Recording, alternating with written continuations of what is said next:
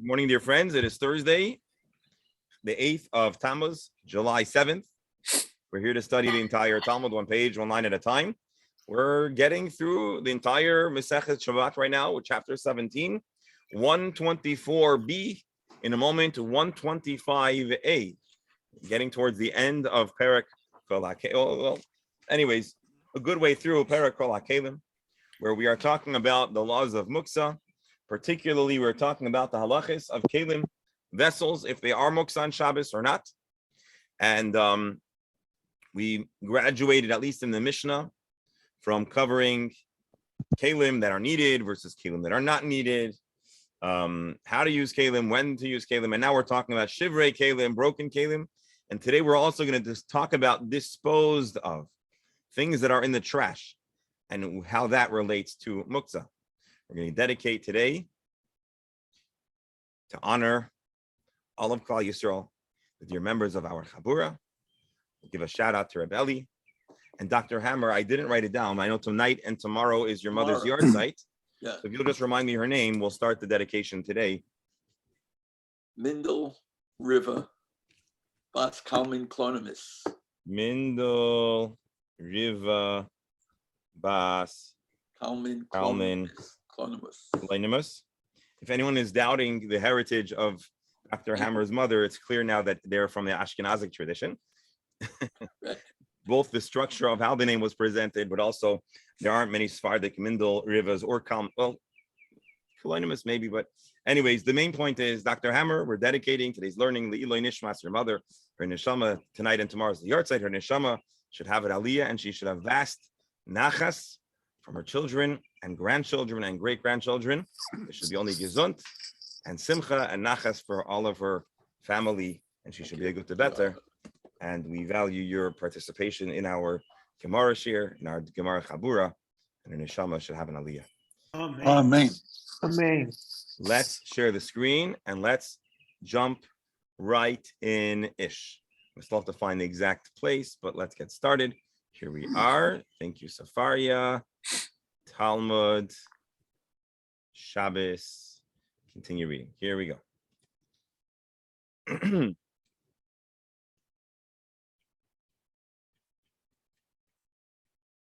We were reading Rav Nachman's halachic suggestions. So he said, first of all, the bricks. We talked about the bricks. What do you do with bricks after the construction project is over? And we said that although during the construction project, the bricks are raw material and they are utterly muksa, if you keep them around after the construction is over, they essentially are being held around because they have utility, not only in building, but also for other uses, such as for sitting. And Rashi points out that it's possible the bricks we're describing here are not identical to the red bricks that we see especially in the northern. Well, actually, I should say, especially not in South Florida. You don't see a lot of red bricks in Florida, but you certainly see them in Brooklyn and the Bronx and in all throughout and in Canada and all throughout the tri-state area and beyond. If they're not made out of those wood slats, it's going to probably have red brick. And so that was the first halacha. He said if he stacks it back up, it becomes muksa. And it shows us that a keli, or an item that is by virtue of its presentation, clearly being held on to for a use that designates it as a keli, well, then it would become a keli. Then Rav Nachman, and again, I'm just recapping yesterday's Gemara briefly, talks about the ability to use broken shards of cheres. Shmuel says only in the chaser. Rav Nachman says in the Carmelis. Rava says even the Rishos Rabim. We asked them good questions, why he would differentiate. The bottom line is Allah embraces the viewpoint of Rava, which is that either it's muksa or it's not. And once it's something that we conceive and consider it useful and available, it's going to remain accessible for all. Why is Rava so lenient? We had an interesting story where Rava explicitly paskined that a piece of cheres in the public thoroughfare or in the public market, which had the din of a Rishos Rabim, could be used to clean shoes because they are, even though that's not a common use, because it is useful. If it was in a Rishus HaYachid or a Chatzir to cover kelim, it therefore remains accessible, available, and non muksa. This is the end of what we read yesterday. I just want to reiterate a very interesting language here. The sages were upset at him, probably because they're paskening like Shmuel, or maybe like Rav Nachman, and his retort was quite sharp. If you're they say better to be thought a fool than to open your mouth and remove all doubt. You ever heard that saying? Well, here he's saying you guys don't know. Okay, that's a halbatzar. That's a half problem. But now you're advertising and you're promoting your ignorance. That's really shameful. Very sharp words by Rava, and his explanation explicitly. If it would be in a chutzner, it would be useful. Therefore, wherever on Shabbos it's useful, it remains available and non-muksa. And that is yesterday's Gemara. Now we're going to talk about broken, and then one additional instance of a broken item. And then we're going to talk, or even now we're going to transition to talking about garbage. And so we'll have the opportunity with Hashem's help to revisit our question of disposable stuff and other such important questions. And we're also going to turn the page in a moment to 125. Amar Rav Yehuda Amar Shmuel, a new halacha that was conveyed to us in the name of Shmuel. As we see, Shmuel is a very prominent and dominant authority and name as we discuss these laws of muksa and the uses. And Amar Rav Yehuda Amar Shmuel, Migufas chavis shenichtesa, the cover of a barrel that exploded, broke, shattered. Yeah, I think shattered is the right word. Dr. Stamler, shenichtesa, shattered is the right word. Pulverized. What would you say? I don't know. I think this case where I would lekatet is to chop up. Right. So that's why I said like crushed, but shattered probably in context. I don't know why he Steinsaltz uses a softer language, broken. So anyways, megufas chavesh shenich tesa Rashi. Well, actually, Dr. Stamler, before I read that, I know we saw the English, but help me out over here. Megufas chavesh, this is the cover, or here he's calling it the seal, whatever, the top of the barrel. It would be the seal. Usually megufa is the seal or a cork. So it's a seal, a cover that broke. What broke? Reading these three words, what broke? So either the seal or the jug. Or the barrel. Barrel. What would you vote? Is there any evidence one way or another? I would say that it relates to the barrel because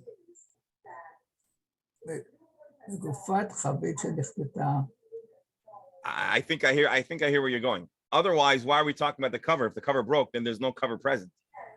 So the fact that we're actually, yeah. Well, why even bring up? Why could, if it was the barrel, why even bring up the seal? So I'll tell you my thoughts. I think just if I were to take these three words and put it on a test, hand it out to $30 of Mishnaic Hebrew. Maybe it's not Mishnaic Hebrew, but Talmudic Hebrew. I think the average person would assume we're describing the shattering of the cover. But from the broader context of the Gemara, it's clear that we should be talking about the cover, and Rashi makes that obvious. Shenichtesa hechavis, the barrel broke. But I'm just showing you that without Rashi, we would be in a real conundrum here. So we're talking about a barrel that shatters. So the primary Rabbi, yeah, it would seem obvious because we spoke about the kalim, and now we're speaking about something else, the seal of the kalim. I hear you, but we could just as well say that we're still talking about kalim. The Gemara didn't say, and we're now going to pivot to non-kalim.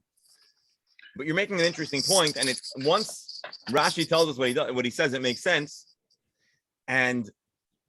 But I guess the chiddush here is the primary. Yeah, but I think also we can learn from, if you read later on in the Gemara, then it talks about the seal. Right. So if so you're we're already talking about context, the seal in the first place, so it has to be the chavit that came up first, and then the seal.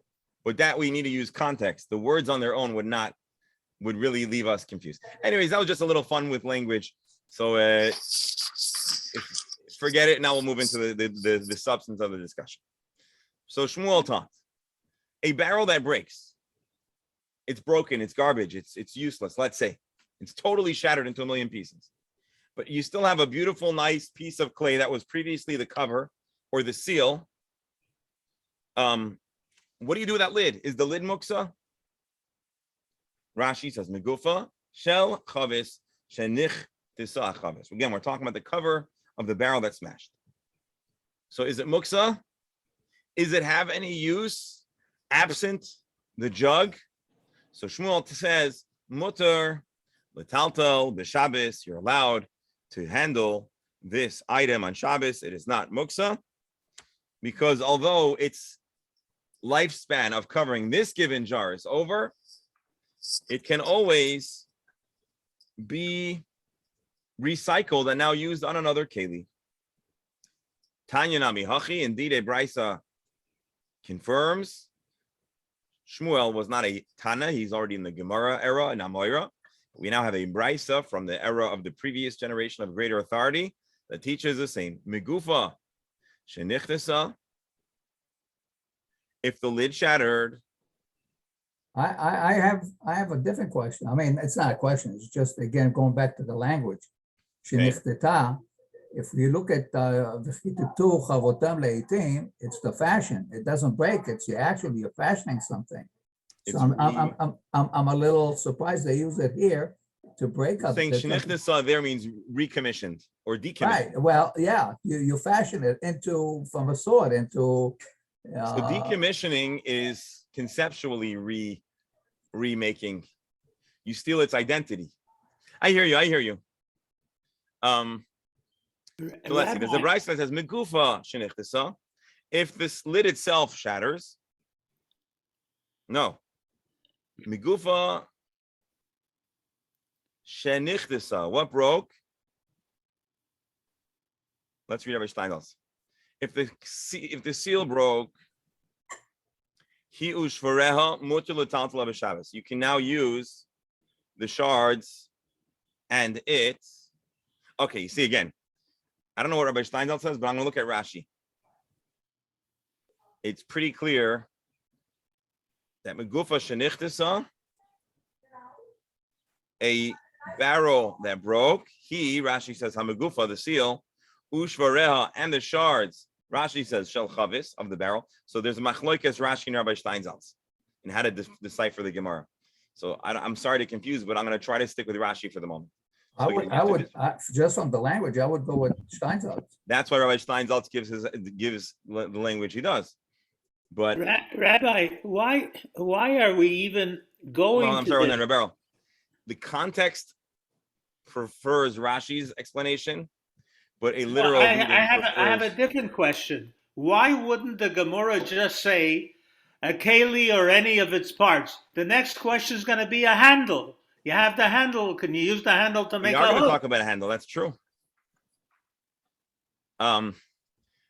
Right now, we're asking a simple question. Nothing is simple. Hold on. If the lid's entire identity is the lid of a barrel, it doesn't, especially in those days, it doesn't seem like you went to a lid store. You fit a jug with a lid. And so the question is, the lid's purpose of existence is no more. So is the lid now considered a unuseful and non-existent keli or not? My point is, couldn't we ask the same question about the handle? I'm sorry? Couldn't we ask the same question about the handle on the keli? Maybe yes, maybe no. But right now we're talking about the lid. The lid does not lose its usefulness. You can use correct the lid and but another. Conceptually, the lid's primary relationship is to the original jar. So that's the question. No, to a jar. The answer is to the original jar. The answer is it can be repurposed, and that's why it's not muksa. But it needed to be clarified. Now the brisa that we're going to read is here to support Shmuel. So we're not necessarily going to learn anything new. It's here to support Shmuel to understand this as an obvious support. We're going to read it like Rashi. if you read it in the most literal reading, which is the way Rabbi Steinsaltz translates it, you need to be a little more complex in understanding the immediate application. So for now, I'm going to follow Rashi. Migufa shenichtasa, a lid for something that breaks. Rashi says, the lid, ushvareha, and the shattered pieces of the barrel. Again, Rashi is explaining this to be identical to this halacha. Mutar litaltala b'Shabbos. They are both not muksa. You can carry them. Why? Rashi explains ushvareha shel chavis. He told them b'Shabbos the chazu lekisoy mana. Although the jug is no longer jug worthy, its pieces can now be used to cover other smaller kalim. But what I don't understand. Being that they remain useful, the Brisa says they are permissible. And by the way, this strongly supports the teaching of the Tanakama in our Mishnah. I'm sorry for scrolling all the way back up. Who says, they need to have some purpose. And so although the original purpose is no more, if there's any use, Shmuel says you're allowed to handle the lid and the shards of the jar. I'm sorry. No, it's redundant. What's redundant? If Rashi says chavit shenechtata is the jug, and then he says megufa shenechtata is also the jug, why write it twice? And as far as the Tanakama is concerned, Simple.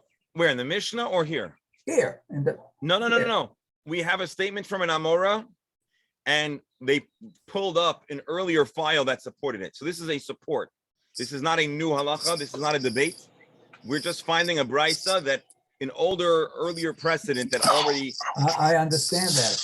I'm saying I don't understand Rashi's explanation or interpretation of that both cases talk about the jug.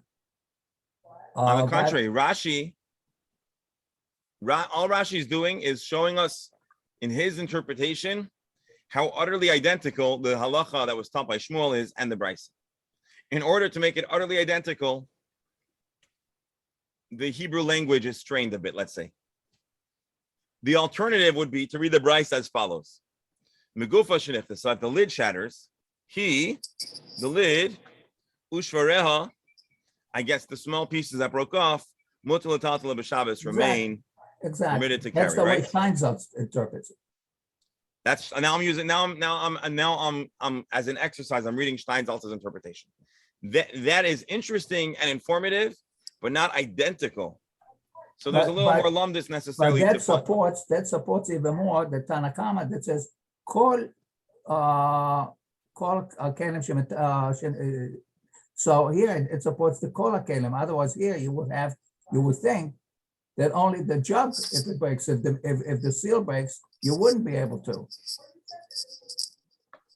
You're saying that the Brisa, as Rabbi Steinsaltz teaches it, avoids, I'm going to reword what you're saying, it avoids wading into the machlokes of the Tanakama and Rabbi Yehuda. How does it avoid it? By only talking about the lid, which remains useful as a lid.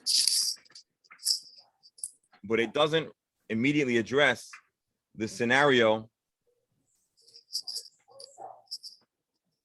I'm sorry, I'm sorry. Rabbi Steinsaltz consistently understands the whole case differently. I stand corrected. Rashi says the first scenario, Shmuel is talking about the lid, the barrel shattered, the lid remains, and he explains the Brisa to be talking about that the lid shatters and you can use it. Identical. Rashi learns the Gemara to begin with that it's describing a shattered barrel, and now we're dealing with an orphan lid, and we're discussing the halach of the orphan lid. And Rashi explains the Brisa to be talking about the same thing. So I'm sorry, Rabbi Steinsaltz and Rashi. By the way, it's obviously a little humorous to be aligning Rabbi Steinsaltz and Rashi as if they're two equals in this debate. What's Rabbi Steinsaltz obviously is communicating a mahalech, a way to learn the Gemara that predates Rabbi Steinsaltz. For the purposes of our analysis, I'm using Rashi and Rabbi Steinsaltz as a comparison to contrast two methods of deciphering the Gemara. Give me 1 second, because I want to see something. Does Tosfos bring it up at all? Does anybody bring Places it no, up? but I have a feeling the Rabbeinu Hananel might. That's what I want to see. Here, hold on.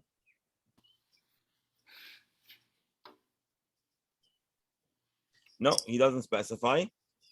But I have no doubt that Rabbi Steinsaltz is basing his. Here, you know what? Hold on one second. I'm going to open. I have no doubt that he's basing his interpretation on an earlier authority. I'm not finding it in this moment. Hold on one second. Can I ask Rabbi? Yes. A grammatical question, which Yes. I'm sure about. If you were writing this and you wanted to be specific that it was the jug, would you not say not me gufat chaviv shenichnesat? Wouldn't you say me chaviv she gufat nichnesat? Wouldn't you change those words around? No, Barney, I would even make it stronger. If you want to talk about the jug, why do you even bring in the seal? You just say the jug that Right. broke. Okay. You don't have to bring the seal at all. Okay. I think really, in a sense, it's kind of a question of where the comma belongs. Right. Well, Is it megufat chavit? Is there a comma or not? Right? Is it megufat chavit, or is it megufat chavit shenichtasa? Did the megufa break or did the chavis break? So depending on if there's a comma or not. okay. And so Rabbi Steinsaltz places. I'm sorry, Rashi places a comma here. Megufat of the broken barrel. Rabbi Steinsaltz says there's no comma, and we're describing the broken lid. And so it's really a grammar. That I think is the most. Yeah. Doctor, is that fair? I'm not saying you like one or the other. Is that a fair analysis? Which one are you asking? Who are you asking? Oh, well, I was asking Dr. Hammer, but really I'm asking both of you. I don't think it's fair. I think you don't have to put them together. If you want to be clear, you don't have to. You don't need a comma. You're saying if there's no chavis involved, then you don't even need to mention the chavis. So Dr. Hammer, you are on Team Rashi. Right. And Dr. Stamler is on Team Steinsaltz. Yes. Okay, two very, very. I would not be ashamed to take either side. These are two heavyweight authorities. Rabbi, sorry, Yes, I lost the screen, but I could hear everything. Hold on. So I'm gonna stop the share and reshare it. Hopefully, you'll get back the screen. Let me know. Anyway, You have the screen? no, but it doesn't matter. All right. What to me is the most important thing is we're introducing the cover for the first time. So everything should be concentrated on issues of the cover or the seal, whatever you want to call it. We discussed the keli and the shards back 2-3 davs before. What did we address? The keli, if it breaks, and the shards and all that, we don't need that. We have all that. You're So asking now what is this they're coming adding? and saying, what about the cover? What about the seal? You're asking what is being added by this over what the Mishnah already explicitly says. What is the chiddush? What is the addition that this Gemara contributes that it's even being brought? Yeah, That is a good question. Which is the cover. That is a very interesting and valid question. Anybody have any answers for that? The only thing I would say is you've seen many, they keep on bringing cases again and again as examples. Why? That question exists already a while ago. You know, I guess my problem is that I have a picture of the handle, which could be used as the hook after. So I'm saying to myself, you know, what part next? The other By the way, I found the it. other reason could be it's different kalim. They bring examples of different kalim that we can learn out from them for different situations later on. All right, Ribeiro and Doctor, I'm happy to inform you we have answers to both your questions. I found it here in the Mesifta Gemara here. So he writes, he notes what we're noting, that Rashi and Rabbi Steinsaltz debate, but here he doesn't call it Rabbi Steinsaltz, he calls it the Ritva. The Ritva is a Rishon, and the Ritva is the one who's quoted here I don't think the Ritva is linked on Sefaria. Yeah, the Ritva is not. We have other Rishonim, but not the Ritva. So the Ritva is the one who Rabbi Steinsaltz reflects his interpretation to say that what broke was the megufas, the cover. Now, Beryl and Dr. Stamler both in different ways asked that question. Isn't this redundant? Haven't we already read this in the Mishnah? And I share your question. It's a good question. So here is the explanation brought. The reason why we're dafka talking about the megufa of a chavis, of a jug, is because there's something unique about a jug that perhaps we would not consider the cover of the jug to be a keli at all. It's not a keli at all. And if it's not a keli, then its shvarim, its broken parts, would also not be a keli. He doesn't explain why, but I think I kind of referenced it in passing. The way a pot has a lid. You put the pot in the dishwasher, you put the lid in the dishwasher, you put them back together. I believe the chavis, the cover that goes on a lid is kind of like the cover of a can. It was manufactured around the jug and doesn't have an independent, self-standing identity from its inception or from its conceptual conception. Since it came into existence, it never had its own identity. It was always just a piece that was attached to the jug. You typically access the liquid inside. You break off the lid, and you access the fluid or the substance that's within the jug, and the jug is the keli. And so being that this is a little bit my conjecture, but based on a reading over here, being that the cover here never had its own identity, that's why there's a bigger chiddush. And now we understand another word that Rabbi Steinsaltz uses that differs from my translation and others. If you notice, I said lid. How does Rabbi Steinsaltz translate the megufata chavis? It's a clay seal. A seal underscores this distinct nature of the seal, that it's created from the outset as a seal, as a seal that's meant to be broken. And as long as it's intact, it's evidence that what's inside hasn't been tampered with, and it protects it. But it's not something that was manufactured initially for any other use beyond covering the jug. Therefore, we would have a hava amina. We would think maybe it's not classified as a kli, and therefore, when it's broken, it remains a muksa. The chiddush here is that no, although you're right, thus far it's only served one keli, it can and is yet considered a lid, not just a seal, and therefore can be carried. Rabbi, maybe this is based on one of the Rishonim that's associated with Iran. Rabbi, maybe it would be easier to visualize if we think of that lid somehow attached to the jug to start with. Hang on, let me do this. First of all, folks, I know we're going a little slower than usual. I want to thank you for indulging. Whenever we do a session that focuses a little bit on the style, I know maybe some people it aggravates, but I think it's good every once in a while to get a flavor for the I don't want to say lumdus, but the analytical, the dimension of the Gemara. Here's a wonderful website called Al Daf, and let's see if they have us. I'm gonna go off and try to go back on so I can see. Okay, good. We want to see you too. Bear with me. Can you see my screen? What do you see? You see the website? Yeah.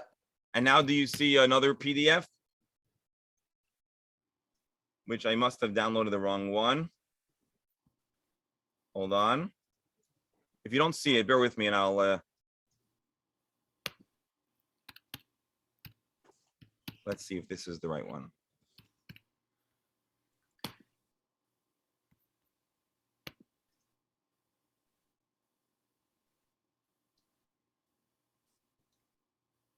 Stop the share. I can see you in all your glory. All right, so now I'm going to share the screen. So now you should be able to see whatever my screen looks like. Utensils, yeah. So hold on, I want to find the right. Well, actually, let me close this out now. Hold on, bear with me. I have two PDFs that I want to show you. Okay, this is 124. So this is the one that we're leaving. I don't think it gives us a picture of the, well, here, this is an old picture, but while we're here, and before I close it, you can see, and this actually looks very much like the kind of fragment you might find in a dig, or at least a depiction of a, and so you see the piece that broke off has enough curvature to hold some kind of liquid. To have some I kind can't of, see anything. you don't see, Alan? I see. No. I see it. What does your screen look like? I have Rabbi Level Kudan has started screen sharing. But so you're probably Because- your internet's slow or something, I think, because I'm going to try this one more time. They only let one Canadian at a time, Alan, see this. Hold on, Alan, I'm going to do it one more time. Let's see what you see now. Do you see it? No. Okay, well, then we're going to blame your internet, but give it a moment. Hopefully it'll. Okay, regretfully, it's not giving us any pictures of the seals. We'll keep this handy in case there are other illustrations that are helpful. So again, just to go back, we read a teaching of Shmuel that talks about the broken seal of the jug. We went through different potential readings in the grammar and the language and understand now why there might be two different distinct ways of reading the Gemara. You have the way of Rashi, which maybe is a little bit more vague in the language, but more gishmak. It fits better in the scheme of the conversation. Then you have the Ritva, and I'll tell you why, because Rashi is saying, you know what the Chiddush is? That the lid, when it's orphaned from its jug, remains not muksa. If you follow the Ritva and Rabbi Steinsaltz's interpretation, we're skipping that and going straight to a conversation about a shattered lid. And then what's the Chiddush and have we gone too far? So suffice it to say, that was a little bit of a more in-depth and analytical way of approaching the Gemara than we always do. But I thank you for your indulgence and for helping fuel this conversation. Bottom line, you're allowed to carry this lid. Now the Brisa continues. V'lo yisfais mimena shever l'chasais ba sakli v'lismach ba kare hamita. However, don't break off a shard to cover the keli or to support a rickety leg of a bed.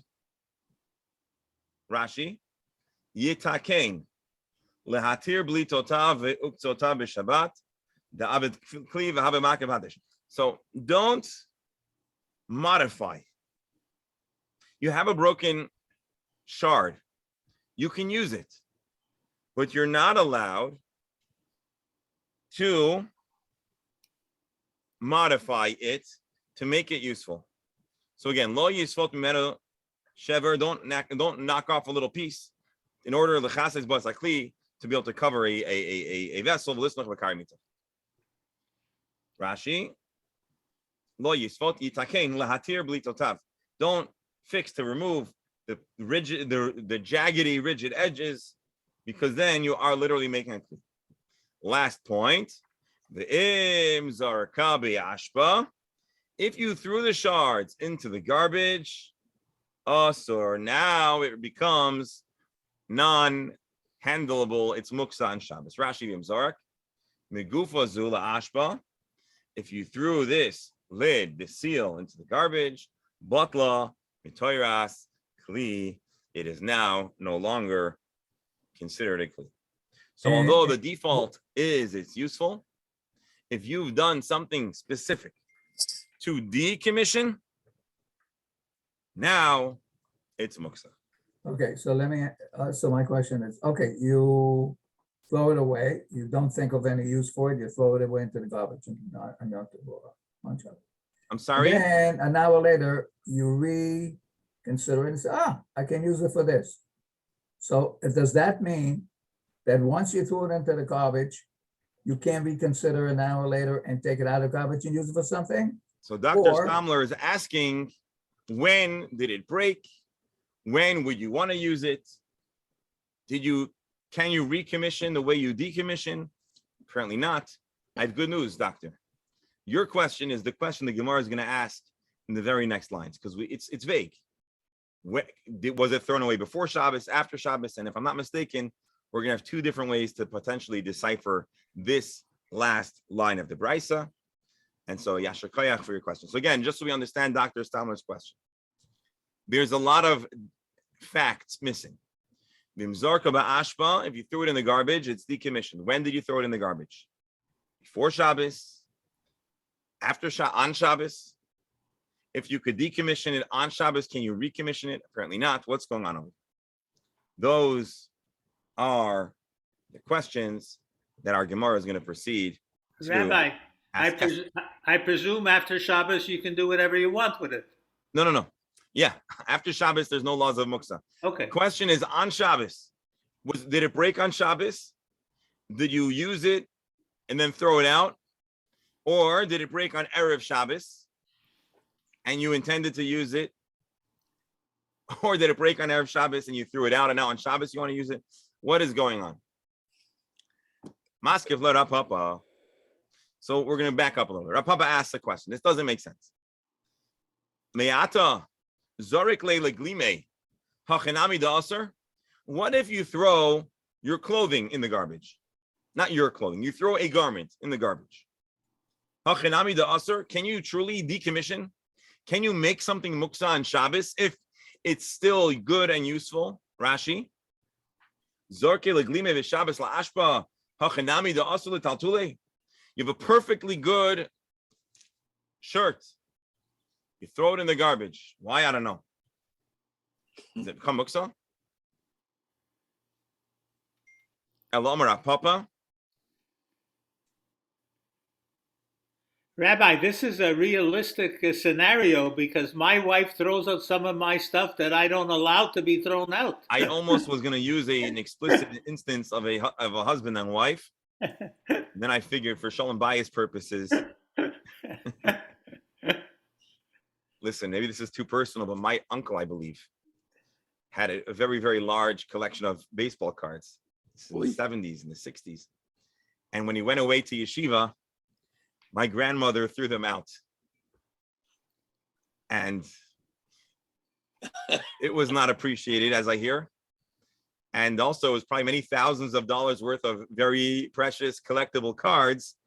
So, as they say, one man's trash is another person's treasures, or maybe the reverse. One person's treasures is to looks like trash. So anyways, yeah, it's a very realistic thing that probably happens all the time. Elomar Rav Papa says, let's understand as follows. Here's how you read it. Dr. Samler here, this is really answering your question. If it was thrown out before Shabbos starts, Asura, now it becomes Asur. Why? He's done an explicit action to decommission. He is broadcasting his sentiment about this keli. And so by throwing it in the garbage, you've done an action to undesignate, to set it apart, to set it aside. It's not a keli. Kalim don't go in the garbage. And now, I think this answers the doctor's question, but Dr. Stamler, Menachem, if we're still didn't resolve some of your questions. Well, it was up, but it specifically said Mibod What it does the same thing hold if he throws it away during Shabbos? Is it also because he made a certain decision that it was not useful? Then if he threw it away during Shabbos, it's also asur. He can't reconsider it. So inferred from here is that if you threw it out on Shabbos, it does not become decommissioned. If it was a keli at the onset of Shabbos, and it's actually useful for something, and it hasn't changed in substance, well, then it remains not muktzah. And presumably, if it breaks on Shabbos, the same thing would apply. It doesn't become muktzah if it inherently is considered yet a keli.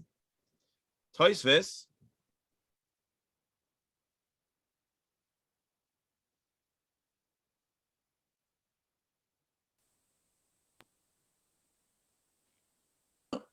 Hold on, I want to understand this Tosfos because I think it's an important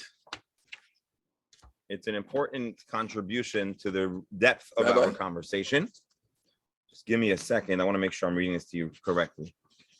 Because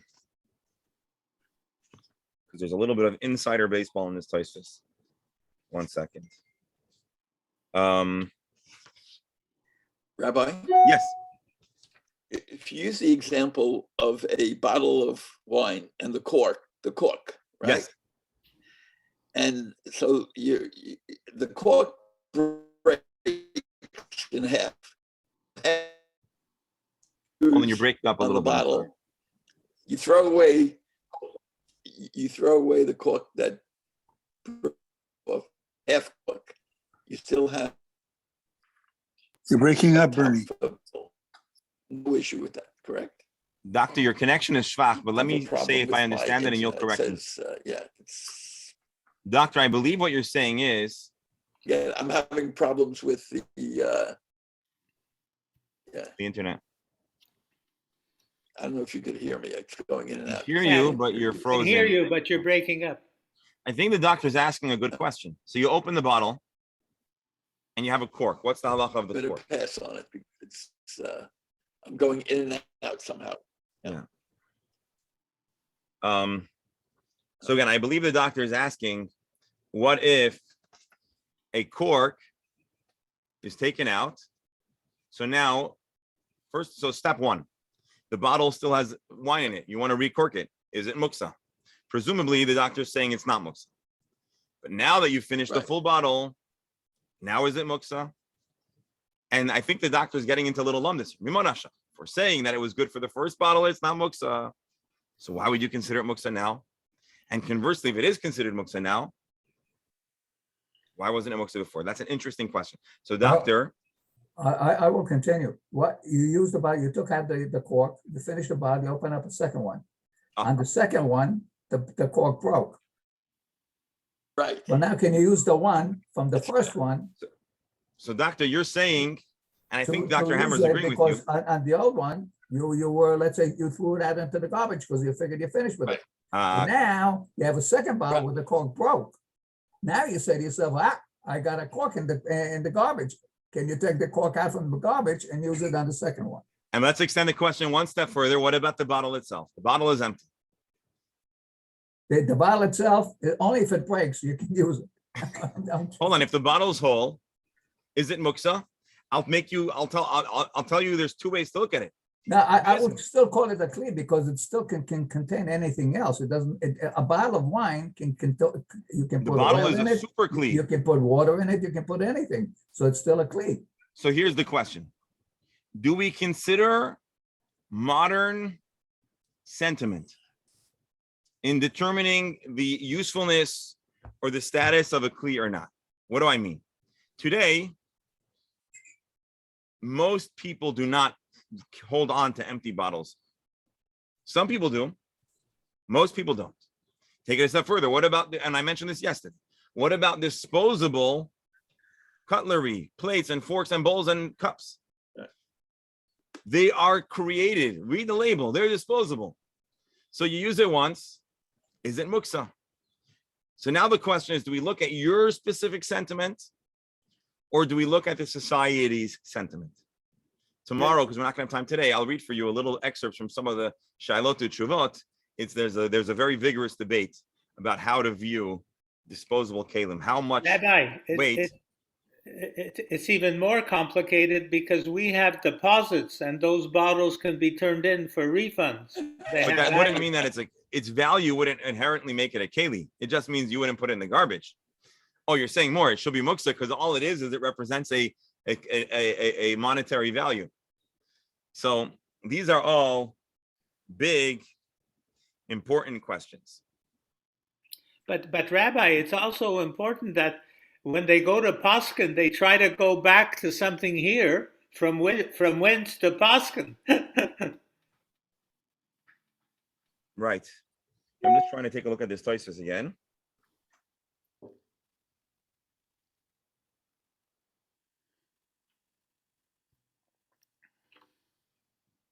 We're gonna have to revisit this tomorrow. So, anyways, the bottom line is we're left a shtickle cliffhanger. We have the halacha of something that broke. We have the possibility of commissioning and decommissioning, and at this point, it seems like the main question is: was it done before Shabbos?